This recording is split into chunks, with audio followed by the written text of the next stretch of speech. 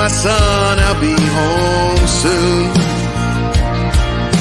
The boy held on to hope till he got that awful news. And as they folded up the stars and stripes, 21 guns pointed towards the sky. As the shots rang out, he flinched a little each time. Then a soldier in his best dress walked up to him, and you know the rest. Hey, welcome everybody to Spirits and Stories with Donald Dunn. Hey, I want y'all to notice I did change the intro. New song, great stuff. That was one of my favorite songs, by the way. Joe Allen Christie created that song. And man, there is nothing that can represent a military funeral ceremony like his song. So go check him out.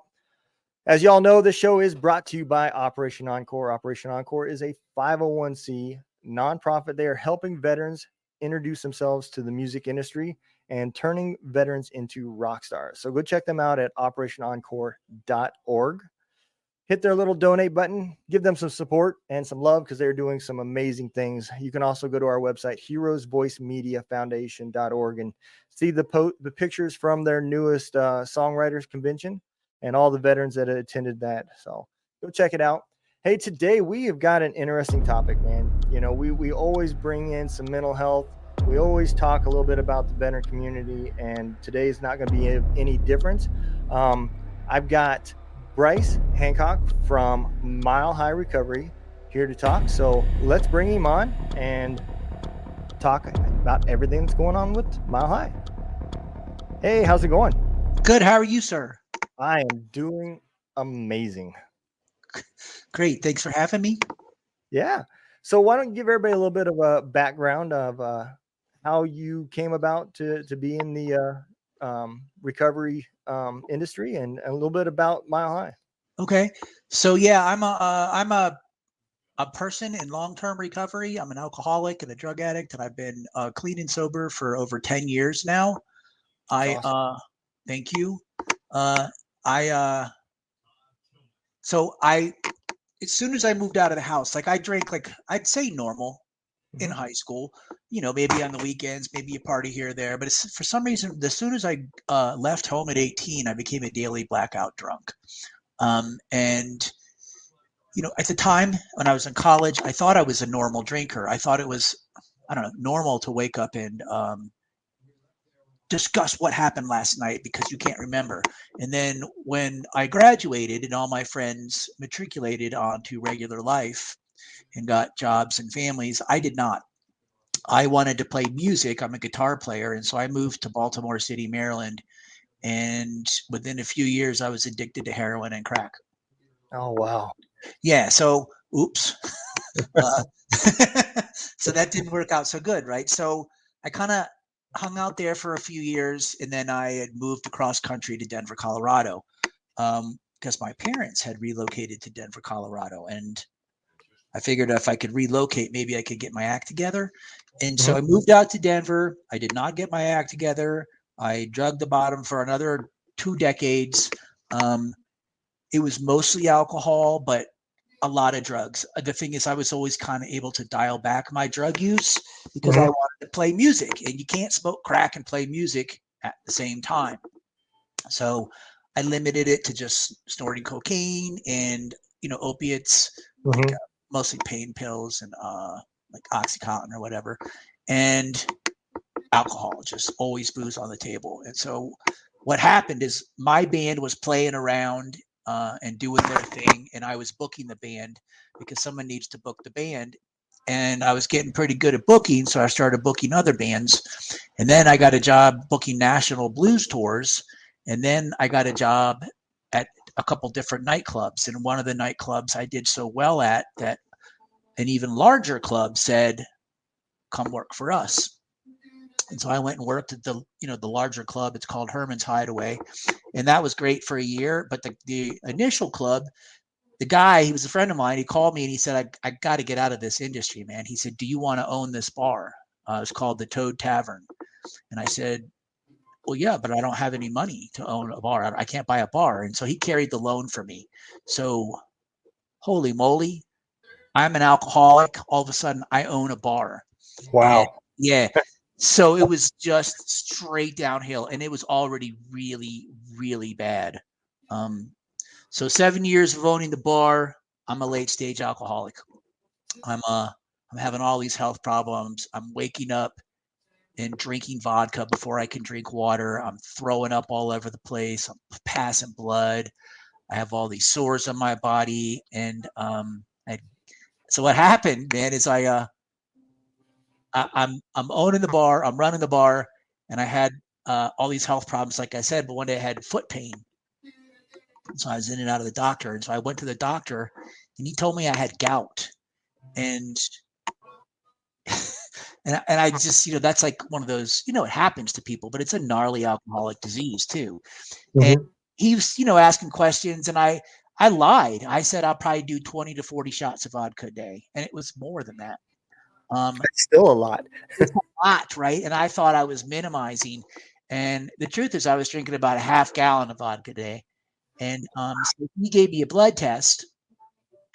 I came back. I went home. I came back, and I remember sitting in his waiting room, the exam room, and he came in, and he leaned against the desk, and he showed me his chart, and it said alcohol abuse severe. He said, "You're a late stage alcoholic, and if you can't stop drinking, I give you a year to live." He said, "Your liver enzymes are off the chart. You're cirrhotic, and I can't believe your heart." Are you ready to experience the power of military community right from the comfort of your living room? Introducing Military United podcast streams, now available on the Roku channel. Get ready to dive into a world of incredible stories, inspiring discussions, and the best entertainment the military community has to offer. With our veteran podcast host, you'll gain insights into the experiences that have shaped our heroes. And that's not all. We've got a lineup of talented veteran musicians playing rock, country, and more. Get ready to rock out with these incredible artists who have served our country and are now ready to entertain you with their soulful tunes. But wait, there's more. We've also got veteran comedians who will have you in stitches with their hilarious and relatable stories. Laughter is the best medicine, and these brave men and women know how to deliver it. So gather your loved ones, grab some popcorn, and prepare for an unforgettable journey into the world of military podcast, music, and comedy. With Military United podcast streams now on Roku, you can access all this incredible content with just a few clicks of a button. Military United podcast streams on Roku channel. It's time to honor, entertain, and celebrate the incredible men and women who have served our country. Join us today and experience the power of the military community like never before. Wow. Yeah. So I couldn't stop drinking. I literally could not stop drinking, and I just kept drinking for well over a year. And then finally, through much drama and trial and error on my part, I ended up in AA, Alcoholics Anonymous, worked a 12-step program. Yeah. And kicked around in there for a while. And then I remember I was at a meeting, and I was angry, because the truth is this, like, I didn't suffer from alcoholism until I stopped drinking. Once I stopped drinking, I started to realize that there is something wrong with me. I'm prone to depression and anxiety, and I kind of hate everything. And I feel like shit, but I also feel like I'm better than everybody. And there's this real weird self-esteem going on. And alcohol was my solution. It wasn't necessarily my problem. And so I was in a meeting, and I was being a jerk. I was like, someone explain this to me. This is stupid. And this old biker guy, he goes, if you're going to be a jerk, just get out, go drink. And so I did. I said, you know what? Screw this. Screw you. I'm out. And so I went back, and I own a bar, right? And so I'm drinking, and I had this like nervous breakdown one day. I was sitting in my office at the bar, which was also the liquor closet. So I'm surrounded by liquor bottles. They're all over. And I I lost it, man. Like I called a friend of mine and I knew he had guns, and I asked him if he had a gun. And I hadn't talked to this dude in a couple of years. And he said, I'm not going to give you a gun. 1, 2, I'm going to call. I was married at the time. I'm going to call your wife and we're going to get you into rehab. And I felt pretty good about that. I did not end up in rehab, though. I was duped. I ended up in the psych hospital. Yeah. So I'm in the psych hospital and I'm in the waiting room and I'm looking at, there's this poster on the wall and it has bullet pointed the benefits of electroshock therapy. And I'm thinking, you know, that sounds about right because there's something wrong with me. And so I was in there for a week and then they switched me from the mental health side to the detox side. And I got back out and I wholeheartedly admitted I was alcoholic. I do not want to be a mental patient. And I got my ass back to AA and I went to outpatient treatment and I worked the program and I stayed sober and I worked hard. And that's kind of what happened. So that's the story of the alcoholism. Okay. Mm-hmm. So when I shifted so I had to sell the bar. I ended up getting divorced. And so then it's like my whole identity is scrapped at that point because that was my identity, right? I'm king of the drunks. I own a bar. I'm this hard drinking, guitar playing guy. And all of a sudden I'm not that anymore. And so I got a job at H&R Block, which I hated. Not a good fit for me. Yeah. My father owned an H&R Block and he was nice enough to say, come on. And so I did that and I hated that. And then I got my real estate license, which I still have to this day. And I kind of like that, but it wasn't my passion. So fast forward 2 years, I'm 2 years sober. I have this relationship go south and I'm heartbroken over this girl. So I think, and I go back into therapy. So I go into the therapy at that point because I needed more additional help, right? I'd completed rehab. I did 2 years of outpatient treatment, which is a long time, but I was scared to drink again.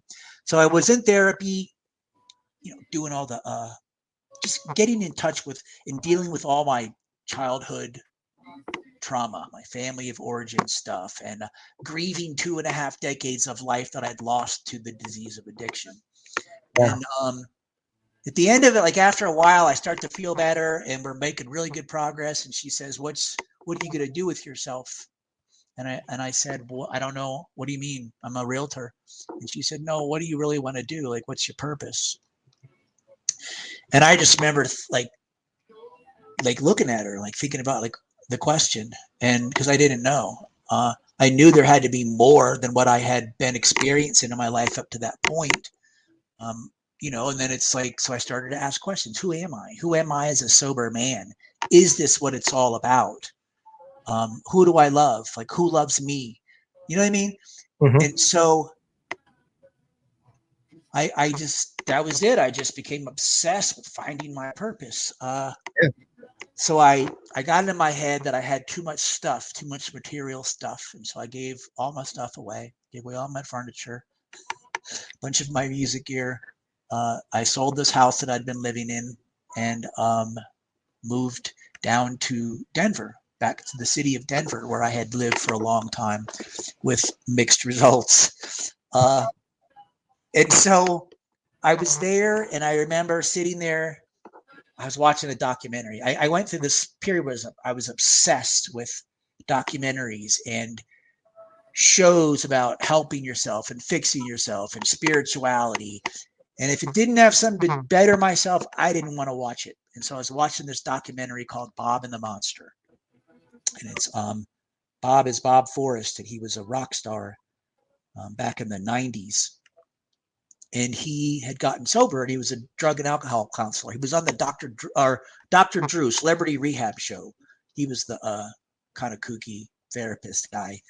And he helped John Frusciante from the Red Hot Chili Peppers get into treatment. And I remember thinking, I could do that. Like maybe I can do that, right?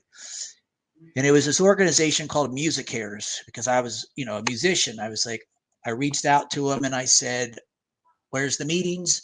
There was a meeting about an hour away in Fort Collins. I went to the meeting and the meeting ended and I sat there and I just was talking to the guy that ran it. He was a therapist. And I said, I want to do something. Like I want to give back. What can I do? And he said, we need sober houses. Okay. I didn't even know what it was. I mean, I kind of had an idea what a halfway house was, right? And so I didn't know what it was, but something shifted in me. I knew driving back from that meeting that I was going to be a sober house guy, right? And I called a friend of mine who I had known for 30 years. He's still one of my best friends. And he's up in St. Paul, Minnesota, which is like a 12-step recovery mecca. And he said, my friend Chris Edrington owns St. Paul Sober Living, and they have 12 sober houses. You got to come up here. You got to meet him. You got to learn about it. So I went up there. I flew up there and I stayed for a week and I followed Chris around, and he was generous enough to show me and teach me. And I saw this thing, this whole vibe, a whole community of people getting well, getting sober, helping each other. And I was blown away. I'd never seen anything like it. And I wanted to do that in Denver. So I convinced my father to help me buy a house. And let me tell you, that was not an easy sell, because after 25 years of drug and alcohol use, they were kind of sick of me, to say the least. Yeah. But he believed in me. I'd been sober for 2 years, and we bought a house.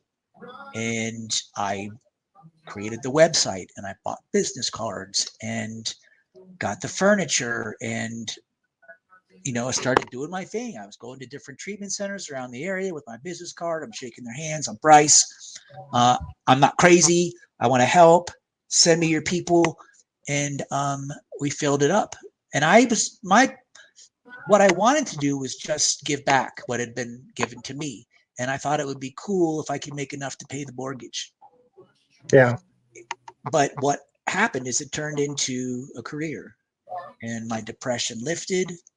And one house turned into 2, turned into 3, and then turned into 9.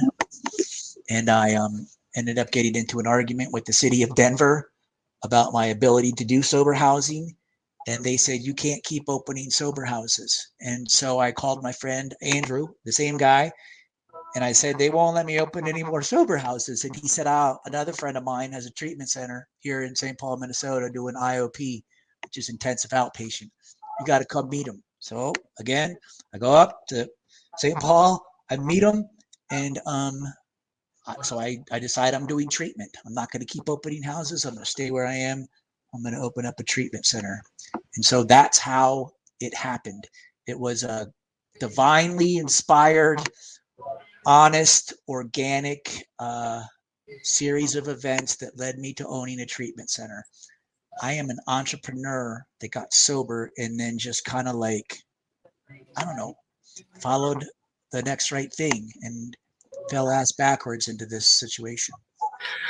Well, I will tell you that there's therapy in helping.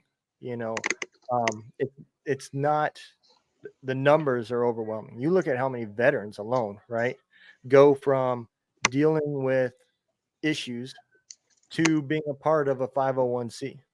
Yeah. And just that act of kindness and giving back will help your spirits, brings back some self-confidence for yourself. And I see how that worked for you. Mm-hmm. To the city of Denver, I'd like to say that you and the city of Denver had the right idea. I'm sure the idea was you didn't want to open up more sober houses. Just help me not need them. Yeah, maybe. Let's get rid of alcoholism, and there wouldn't be a need to open anymore. That would be instead of still being a need and telling you can't help no more people. I mean, right. Well, what happened is they didn't know about sober housing. They didn't have that zoning designation. They didn't know what a sober house was.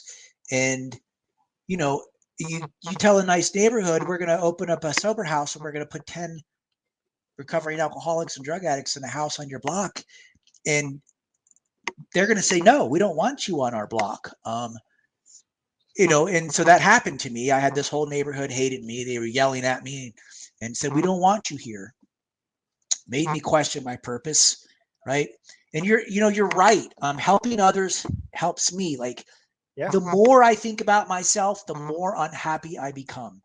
If you've ever sat in group therapy with 12 people that are depressed and you listen to them talk, it becomes painfully obvious after not too long. But the problem is they keep thinking about themselves, and we think that we can use our brain to fix our problems, when really, if I would just turn my attention to somebody else, the problems will take care of themselves. That has been my experience. I will. Yeah, I can relate to that because, I personally have never gone to meetings for myself, but I've got family members that struggle with narcotics and stuff like that. And so I've gone to several NA meetings with them because they wouldn't go by themselves. And I see it. It's a group of people sitting around, and most of it is sad. Occasionally somebody celebrates a win, and like maybe it's their 5th month, 6th month, something, and gives some happiness to see that, hey, you can beat this. This is beautiful. I'm doing it. But for the most part, it's a struggle, and when it's their turn to talk, the struggles come out. Yeah, but hopefully in their share, there's a solution too. Like, it's like supposed to be like, here's what happened, here's what I did, here's what it's like now, right? And then a new person can hear that, and you hear that over and over and over. And there's an actual program to a 12-step program. You sit down with it's mentor based, where you get a sponsor, and then they read the book with you, and they take you through the steps, and you learn about yourself, and you learn about your disease, and you get like a sense of spirituality, hopefully. And it's mentor based, it's service based, and there's a fellowship, which we all need. You know what I mean? The opposite of addiction is connection, is what they say. And I got all of that and more out of my 12-step program. Yeah, unfortunately, my family members never stuck with it long enough to make it through those steps. They still struggle. It's hard. It's not easy. It's simple, but it's not easy. And not everyone's going to make it, unfortunately. And you're right. I think we all know somebody who is struggling with substances or doesn't drink like normal, right? Like, most people will drink, get a DUI, and go, "Ooh, I'll stop." Like a real alcoholic, they won't stop. Or somebody who's addicted to drugs, and it's, the game's changed these days because of fentanyl. Yeah. So it's scary out there. You know what I mean? Like, when I was young, I had every expectation I was not going to overdose. And for young people on the party scene now, that is not the case. No, it's different. It's scary. Yeah. And again, I'm not even necessarily talking about what you see in the media about it. I've got friends that are paramedics, and they can tell you true life stories. I've got one that says, that the media does kind of make it scary to get more views and clicks, but there is a rise. There is a problem that I think, starts out in the bigger cities, just like drugs did. That was a big city problem years ago, and now it's in a population of 500 people. It's an everybody problem now. Right. It definitely is. And it's interesting because, when I was young, when I was in Baltimore to go get drugs, I would just go to the worst neighborhood I could find and find the gnarliest looking dude I could find and say, "What do you got?" Kids now, it's all on the internet. You can order stuff off the internet. You don't have to go to a bad neighborhood. And if you do go to a bad neighborhood, the drug dealers aren't necessarily on the street. They're sitting up in a condo somewhere or an apartment somewhere, and you ring them and they come down. So everything's kind of changed, and fentanyl's in everything. It's in literally everything now. So absolutely. Let's go back for a moment to sober houses. Can you explain to a lot of other people what exactly is the purpose of a sober house? Sure. So let me try. So the way we think about let me start from like the continuum of care, and the continuum of care meaning how we get well, how we achieve remission from this disease of addiction, right? So initially you go to detox. Let's say you're struggling with a fentanyl addiction or alcohol addiction or benzos. You have to go to detox to safely detox off of the substance before you can even go to residential treatment, right? And so the first step is you got to get detoxed, assessed, and stabilized, right? And so that's going to happen in detox and residential treatment. And unfortunately, that's really all that happens in residential treatment is you're going to get detoxed, assessed, and stabilized. So there's 30 days, and that's how we think about drug treatment in our culture is drug treatment. Unfortunately, after 30 days of treatment, your chances of staying sober are very slim. And so from there, we have learned that the next step in the continuum of care is sober housing. And unfortunately, insurance won't pay for sober housing, right?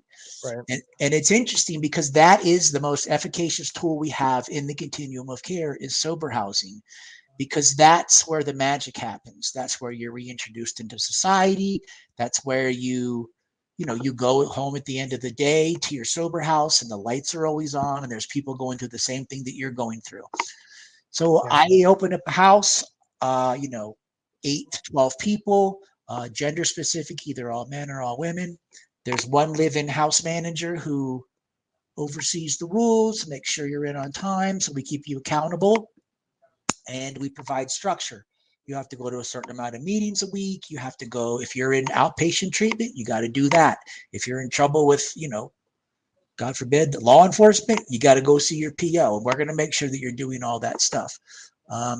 You also get fellowship and you get support. Like I said, there's people there in your house that are going through the same things that you're going through. So for me, they're like the therapeutic value that sober housing has to offer is the vibe and the culture in the house. So at Mile High, we try to facilitate a positive vibe and culture. If like I tell all my house managers, if you can get them to love each other, your job is easy. Yeah. So, if you go home after 30 days, the numbers are bad. This is a generous number. You have a 25% chance of being sober at the end of a year. Wow. And if you bought a car, and residential treatment is not cheap. Let's say it's $20,000, $30,000. If you bought a car for $20,000 or $30,000, and the car salesman told you there's a 25% chance it'll start at the end of a year, you wouldn't buy that car. Yeah, you're right. You know what I mean? And so sober housing is where it happens. And so that's basically what it is. We live as a family. We live in your neighborhood. We can't be housed out by the airport and expect people to do well. We're fine people as long as we're sober. And I think that makes perfect sense. I mean, look, you have to break that cycle. Yeah. And I'm not saying that when you come out, you have to completely change your environment and move across, because I've seen with my family members, that doesn't work. I can't stay sober because I live here. But if I moved to there, I'll stay sober. I won't be able to find the drugs, or I won't be able to find alcohol, whatever. If you want it, you will find it. And I've seen that. So, but there does have to be some sort of cycle breaking, and if after 30 days, I can speak just about cigarettes. Somebody stops smoking and 31 days later, they don't instantly say, I don't want them no more. That psychological part of that is still going to be there for a long time. Sure. And so you've got to have some sort of support, and just to release somebody back to the wild and say, okay, now you're clean, don't go drink. That's not going to work. I mean, it doesn't even make sense. Operation Encore is a non-profit collaboration of singer-songwriters and musicians from across the veteran and military communities. Our organization focuses on 2 primary goals. First, Operation Encore provides opportunities and talent development for selected artists aspiring to take their music to a professional level. Second, we provide a unique service to the public, helping to bridge the gap between reality and public perception of veterans through the powerful medium of original music.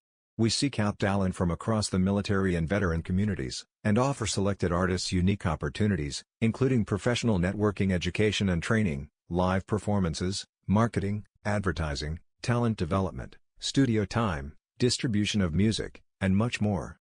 We named this project Operation Encore to emphasize that life following military service is limitless. Veterans can go back to school, start new careers, open businesses, run for public office, and even become rock stars. Music is a powerful medium, and the music we make is genuine. Right. I mean, it's like I said before, I didn't suffer from alcoholism until I stopped drinking. Yeah. And I'm not talking about everybody. I'm talking about my experience and Right. people like me who cannot safely take a drink, or have been so addicted to drugs that they can't safely use them ever again. So in that case, in not every case, but in that case, abstinence is the only thing that works, right? Yeah. And you can't just move. You can't just take alcohol or drugs out of my life because I'm still left with the problem. And it's in here, right? So you got to deal with all the things that make you the reason why you are the way you are. And so it's a whole thing, right? And it's like, it's difficult to buy into long-term recovery because even when I talk about it, it sounds so daunting, right? Yeah. And it is daunting. But the other choice is that I eke out an existence until I die, as an alcoholic. And, these things will kill you. So you said it seems daunting, and I think I want to make a small correction there for the listeners. I think it seems daunting to somebody that has not gone through it. Somebody that sits back and says, "Man, it's going to take you a year to stop drinking. I can walk away from it today, and it doesn't bother me one bit." But those aren't the same shoes. Right. You're walking two different paths, and I wanted to ask you about this too, because it kind of ties into that. I've seen studies that genetics plays a role in some people that can quit things and Yeah. other people can't quit things. Would you say that's true, or? Yeah. I mean, I believe there's a genetic component to alcoholism or addiction. You can kind of look in the family tree and you can see it. Some people can, like you said, have a drink and stop. If I take a sip of alcohol, something happens. There's this phenomenon of craving that takes over and it's on. I cannot stop. I literally can't stop until I pass out or, there's some sort of an intervention. I think it's like a trigger. Maybe my trigger is something different than your trigger, but I think we all have the ability to become addicted to something. Certainly. It's that genetics. What is it that provides that dopamine that I have to have? Maybe alcohol doesn't provide that. Maybe it's pornography, or maybe it's gambling, or maybe it's not a physical drug, but that a mental high from doing it. But I do think we all have the ability to have addictions if you find the wrong trigger. Yeah. And if you take, for instance, you take opioids for a week straight or 2 weeks straight or 3 weeks straight or a month straight, I don't care who you are. It has its chemical hooks in you. Smoking, same thing, strong chemical hooks, right? Yep. And it takes, the science tells us it takes about a year for the chemicals in your body, the serotonin and all that to go back to normal. Before you started abusing substances. And that's why I suggest sober housing for a year. Yeah. Because a year is a good metric where if you can do it for a year, you've got a new life, right? You've got new friends. You've experienced one of every holiday. Enough stressful things have happened in that year that you can navigate them hopefully successfully for a long time. And the truth is, it's incumbent upon me to manage my addiction and to keep myself in remission, right? It's not anybody else's job to do. Right. Yeah, I completely agree. That makes perfect sense. The year, yeah. And I think by that time they found lifelines. They found like-minded people that have struggled similar, that even after that year, they're going to stay in contact. No different than the trauma between soldiers. we all have soldiers that we stay in contact. We bonded with. We went to war through and seen similar things, and those bonds become important when we're struggling, you Yeah. know. And so I could see it being that same way, you know, when something happens, we all have that way that our go-to method to deal with it. And if that method is not positive, then you're going to need some help to get somebody to stop you from using that method. For sure. That's why, community and fellowship is so important. You got to have your tribe. You got to have your people. You got to have your support group. And, to say a year sounds daunting, like we had mentioned before. But the truth is that having walked through it, I can see that your life is about to get so much better. The truth is my life began when I got sober, and I thought it was going to be really boring. And that has not been my experience at all. Yeah, no, I get that too. A lot of soldiers, I think back about how much more alcohol would be in Korea if I never served in Korea, because I tried to drink that country dry. I am not gonna lie. And I don't think it's any secret that the military does a lot of drinking and has a lot of addiction problems. Yeah, for me, alcohol was one of those things that I could put it down. Gambling, on the other hand, for me, I could see that being a vice for me. It could easily become out of control. Mm-hmm. And I say that because in the book I just released, I talk about it. I'm a math guy. I love math. And I didn't have a lot of friends when I was growing up, but I do. I like math and science. And so when I was struggling towards the end of my career, I discovered Texas Hold'em, like a lot of other people. And I seen how math played into it and how good I was with math. And by the time I quit, I was playing semi-professionally online. I mean, I had casinos that was paying me to play in tournaments and splitting winnings, and they would cover the entry fee. And I thought I was doing something healthy. The truth was I was avoiding my problems by absorbing myself into a game that relied on a bunch of thinking. I didn't have time to think about my problems, my depressions, and those things. But when you are like coming home and climbing out of your uniform, and then by the time you're done playing poker, you're putting your uniform back on because you haven't gone to bed yet and going back to work, you quickly learn how that has taken over your life. Mm-hmm. Yeah, and it's a good working definition of addiction, is that you continue to do it despite negative consequences. Yeah, and even telling myself, "Oh, I'm doing this not because I'm addicted, because I'm good. I'm good at this." Sure. And it was true. I was good at it, but you could be good at drinking too, which doesn't make it positive. No, I was really good at drinking too. But you're right. It's like you're avoiding yourself. Yep. And one day you're going to wake up and it's like, what happened to my life? Right? Like, that's exactly what did happen. Just dopamine hit, and then there you go. Yeah. And I think it numbs true happiness too. Certain. When you're getting that much dopamine every day, and then something that should be exciting in your life happens, a kid's 16th birthday or something like that. Yeah. You don't feel that excited about it.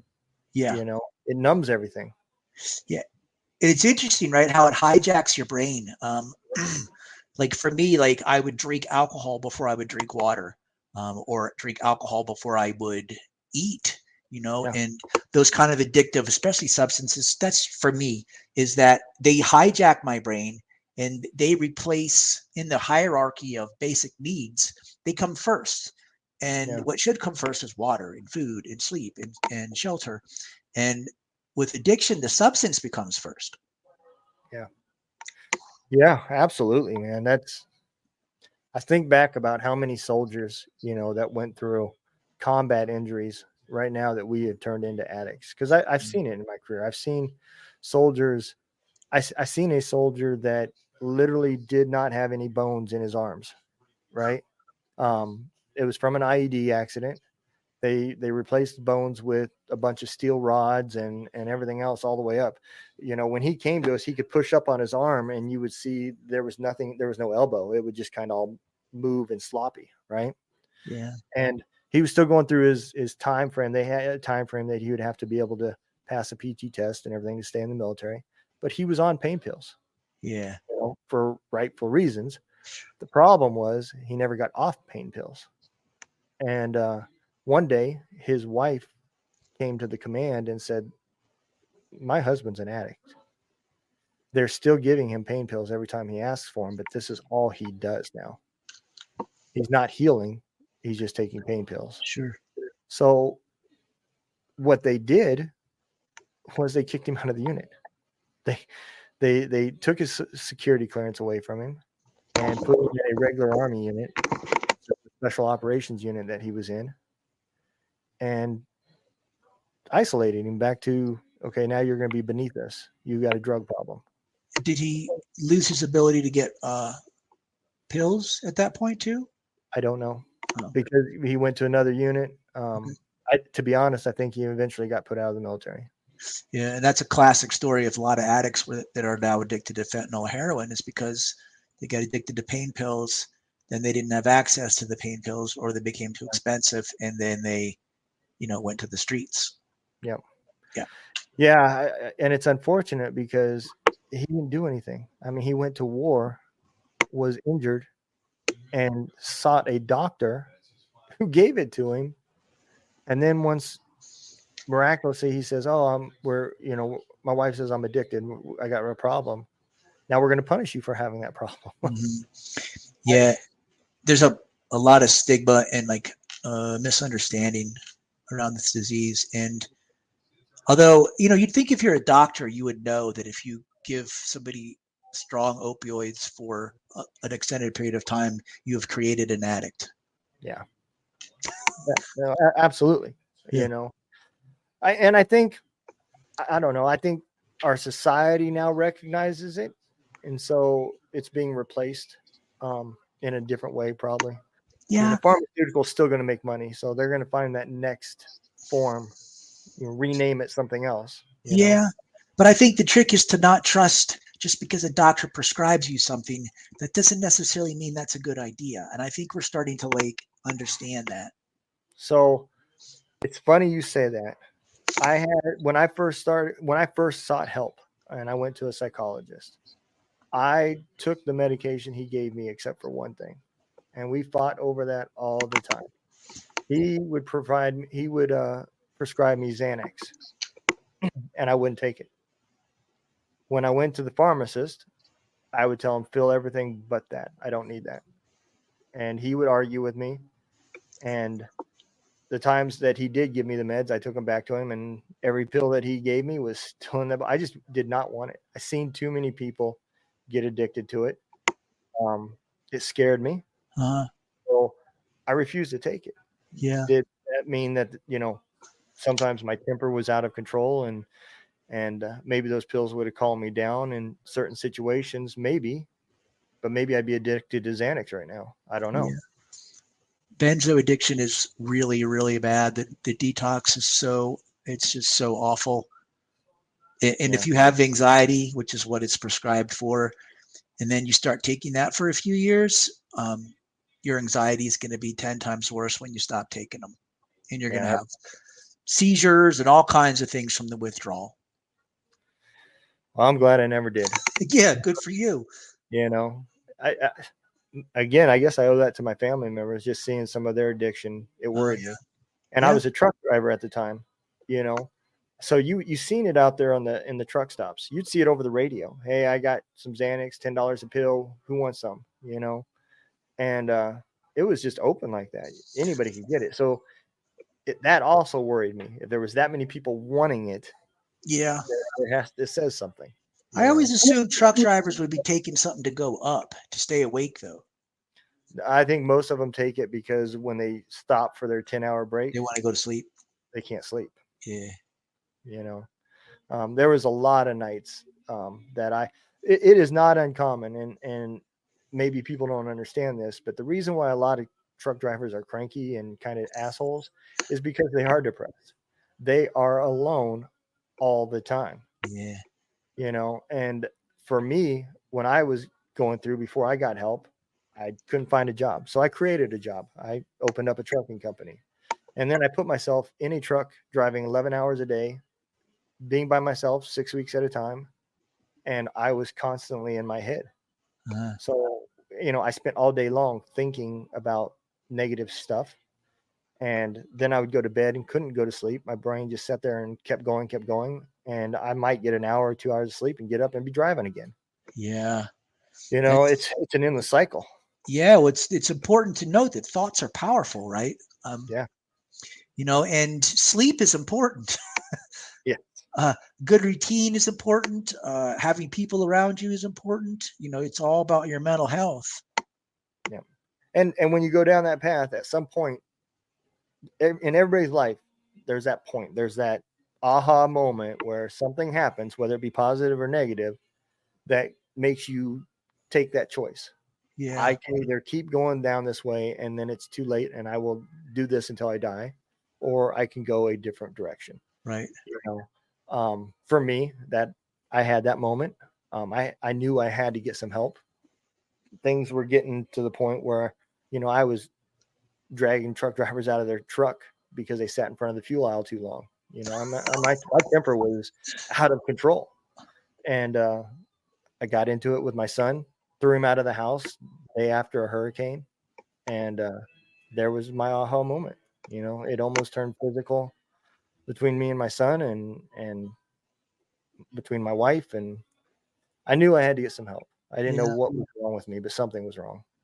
I think it's important to ask for help, right? Especially in any situation, but like with addiction, our disease talks to us in our own voice, right? Even if you're like addicted to anger or your own thoughts, your brain is going to try to make you feel better to justify whatever you're doing. And like the faster you admit that you have a disease, or the faster you admit that you're mentally ill, the faster you can get around to like owning it and fixing it, right? And you cannot fix it on your own. Willpower doesn't work, unfortunately. You can't fix your own brain with your own brain. And so it's important to ask for help at that point too. Yeah. You are absolutely right. And for me, that's, depression was what was really killing me. Those demons inside my head, man, just constantly telling me I was a piece of shit. And I failed my brothers that had died. I failed my family, all the good in the world did not matter. I always found what I was doing wrong, not what I was doing positive. Yeah. So you were right, man. You can't do it alone. And unfortunately, some of our soldiers out there just don't want to admit that, I always relate it to this way. You got that soldier with a little tiny ass shovel that's just constantly digging his hole. Yeah. And finally you walk up one day and you look and you say, "Are you done? Are you finally reached the bottom? Can you dig anymore?" And most people at that point will look around and say, "Yeah, I need some help." But that's when the soldier says, "Oh yeah, hold my beer," and continues to dig and just will not stop until the damn shovel is completely broke before he finally says, "I need some help." Yeah. We will not admit there's a problem. We're not broken. Well, that's, guys, I know I was raised like that. I think men in our society are raised like that. If you want a good life, you got to do it. No one's going to help you. And so to ask for help is sort of a failure in a way. Yep. No, I completely agree. And then sometimes you do ask for help, and like, here's the help, right? And you look at it and you go, nah, that's not the help that I want. Like I'll try my way a little bit longer. And, one of my favorite expressions is let go or be dragged. And, like when you're in treatment, you're like, if you're in residential treatment and your chances of staying sober they're slim, right? But I believe 100% of the people that want to stay sober will take the direction provided and get sober, right? Like, I believe it's like making chocolate chip cookies. Like you put a certain amount of butter, a certain amount of flour, a certain amount of sugar, chocolate chips, And if you keep the same recipe and you do it the way it's supposed to be, you'll get delicious chocolate chip cookies, right? Yep. But when someone says this is what the help looks like, and your brain goes, yeah, but I don't know, that I don't align with that, or I don't want to do that, or I'm not going to go whine in some therapist's office like like a bitch or whatever. Yeah. And unfortunately, that's part of the process sometimes, right? I believe those words actually came out of my mouth. Mine too. Yeah. Mine too. But I value my mental health now. I want to be happy, Me too. And it's taken a long time. I found a great group therapy, and I tell everybody about it. Again, it's not a 501c. I always say that because people see so many 501cs on my show, but they are a for-profit company. But the Warriors Way mindset, man, did wonders for me. And there's that one thing you said that we kind of zoomed over, but I want the people to understand the hardest part about that whole program was the part that they call know thyself. Man, it's not always pretty. When you start peeling back that onion and learning, I was that guy that couldn't control my temper. Other people wasn't that person that made me mad. I was the guy that couldn't control my emotions. It doesn't matter what the reason was, whether I was justified to be angry or mad. It's to what level did I allow myself to get to? Yeah. And man, when you start putting it that way, now, this whole time I've been saying I'm not the problem, they're the problem. They shouldn't have pissed me off. But when you change it around like that, well, now you realize I am the problem. Yeah. And I you stop giving your power away. You take responsibility for literally everything, even the things that, because sometimes in life we actually are victims. But when I take responsibility for all of it and I pretend that I chose even the bad things, I can shift the story and I can step out of my old story. And you're right. It's painful and it sucks. It's embarrassing. It's like I was so angry, and because I've had experiences, Ben, where I was angry and I suspected someone didn't like me. And I would continue to probe that person to find out they don't like me, and then go, well, how dare you don't like me, and then fight. Yeah, absolutely. But it don't make no sense. I want to get into a little bit about the actual. So you had the sober house. Let's talk about the treatment facility that you actually created, right? What does that look like? If somebody's coming into that, to what level would they have to be to need that versus a sober house? It depends. So we have residential treatment, which is where they call it a lockdown facility. It's not really a lockdown facility. Prison's a lockdown facility. Residential treatment isn't lockdown. You can leave if you really want to, but we discourage it. So you go there, you stay for 30 days. We feed you. There's nurses, there's doctors, there's behavioral health technicians. You're watched and supported. You get a therapist. 24 hours a day you're in this residential treatment center house, right? And then you step down to a sober house where you live in the sober house and you attend outpatient treatment at our center, which all this is located in Denver. And so you have more freedom, you have more accountability. At that point, the rules are less strict, and the longer you stay, the more levels you step down. And so you have less therapy, and then you start to work again. So by the end of the year, you should be working full time. You should, you can do anything you want in a sober house. You can have a girlfriend, you can have a boyfriend, you can go to school, you can go to concerts. You just can't drink or use drugs, right?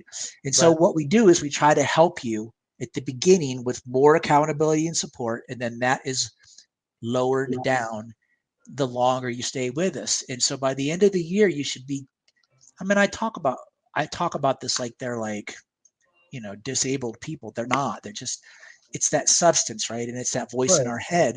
And so by the end of a year, you're living your life. You just happen to live in a sober house. But so then it's, I'm not even sure if that's the question you asked, man. But you come in at a high level of care and then you step down and you live in sober living for as long as you can afford it, as long as it's working for you. Like I say, if it's working for you, continue to do that, right? Right. And eventually you'll want more from the universe. You'll be like, well, I don't want to have a roommate. I don't want to live in a house with 10 people. I want to live with my girlfriend or whatever it is. Great. I think that's awesome. Like the point is this. It's like usually what happens is somebody calls, it's the family member because it's a family disease and something has happened. There's been an overdose, an arrest, someone's in the hospital, and there's an immediate crisis that needs to be fixed. Mhm. And so the family says, I want you to fix my kid. What they really want is a year from now or 5 years from now, I want my kid to have a high quality life. I want him to have, get married, have a good job, be making an impact on the world, enjoying his life. The fastest way to get there is this process. This is what help looks like, right? Yeah. And so there's the recipe for chocolate chip cookies right there. This is the recipe. This is the fastest way to do it. You come in at a higher level of care, you step down. A year from now, you'll be sober and hopefully happy and living your life. If you don't do it that way and you want to go to 30 days and then go back home to all your old friends, you'll probably be back. Start the process all over again. Now you're not a year out from being a year sober. Now I don't know how long it's going to take, but I'm a big fan of making it as quick as possible. Yeah. And So that program continues, like includes like detoxing and all that stuff. So it starts from all the way up to that level down.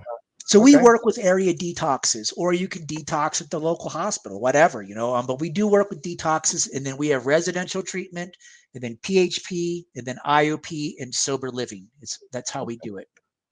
Man, it sounds like a perfect recipe, man. But I guess when you're in that situation, I can see how what the truth is. It isn't that you don't align with it. What you see is this ain't going to be easy. Yeah. And are you really ready to put that work in? Yeah, but sometimes, right. Well, that's definitely it. But sometimes, like I said, it's a family disease, and sometimes your family has a different agenda, and they aren't buying into long-term recovery.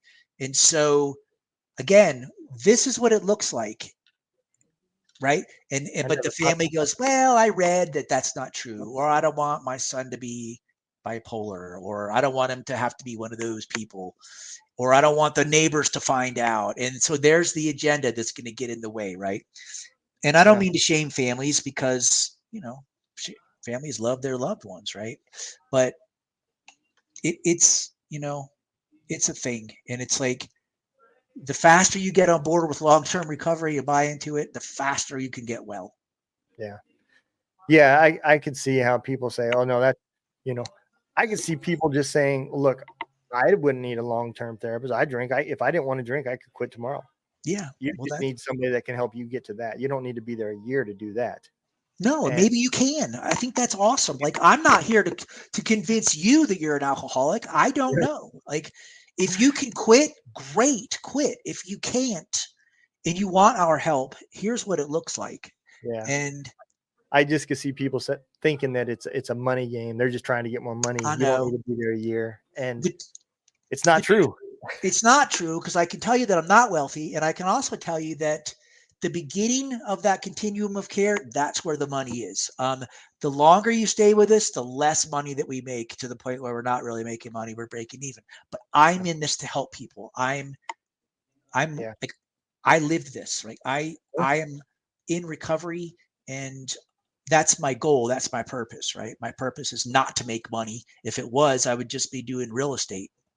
Yeah. You're right. Yeah. Instead of buying houses and turning them into sober houses, you would have been flipping them and making money. Yeah. Right. And I don't own the houses that we use for sober houses. I rent 90% of them. Okay. Now, so when people are in those sober houses, do they have to pay rent? Is all that part of the accountability? And I mean, I think it'd be important. They do pay rent. Yeah, they do. They pay rent because, like I said, insurance won't cover it. I don't know if anybody knows the cost of housing in Denver, but it is pricey, and we have to break even. If it's not sustainable and if it's not profitable, it's going to be a flop house. And I don't want anybody living in a flop house. I want them to have a nice home to live in while they, and that's not going to actually create the environment they need. No, and we need a good place for them to stay so that their brain and their body can heal. Yeah, absolutely. Well, Bryce, I'm going to bring you forward, man. I'm going to let you tell everybody where they can find you, how they can get help, and any last words that you'd like to give them. Yeah, www.milehighrecoverycenter.com. If you need help, reach out to us. If you don't reach out to us and you need help, just get on Google and reach out in your local area. Yeah, that's pretty much it. Thanks for having me.